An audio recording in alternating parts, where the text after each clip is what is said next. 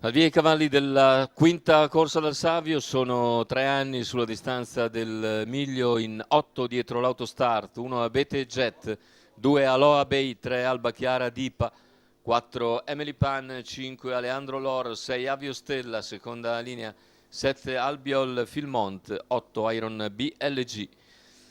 Favore in chiusura netti per Abete Jet, numero 1 Roberto Vecchione, praticamente al rientro dal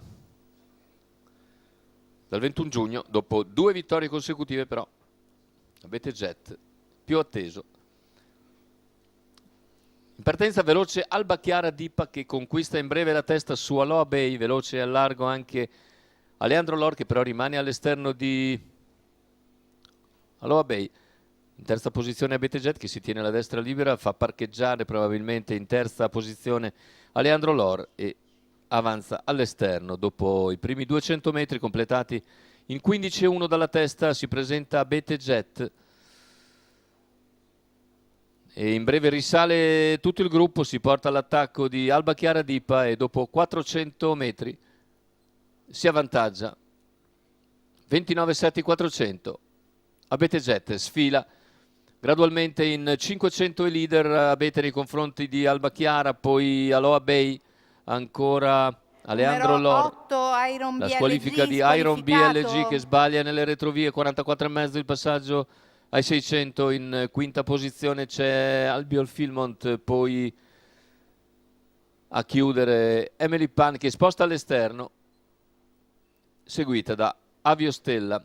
59,7 il passaggio al mezzo miglio, avanza Emily Pan che raggiunge in terza posizione Aloha Bay e avanza anche su Alba Chiara Dipa, mentre al comando è sempre Abete Jet che completa il chilometro in 1,15,7. In vantaggio Abete Jet nei confronti di Alba Chiara Dipa, Emily Pan all'esterno, poi Aloha Bay.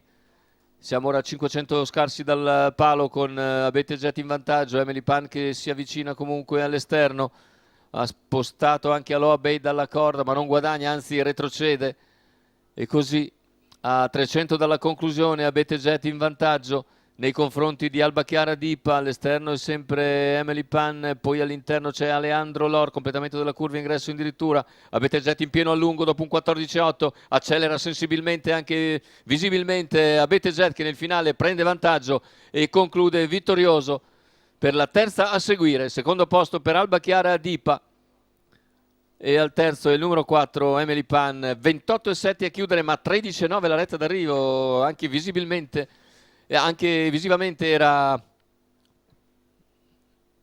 rivediamo in questo momento infatti il replay che ci viene mostrato, visivamente un finale davvero notevole da parte di Abete Jet che stacca anche Alba Chiara Dipa e conquista la terza a seguire al rientro nonostante 2 mesi di inattività.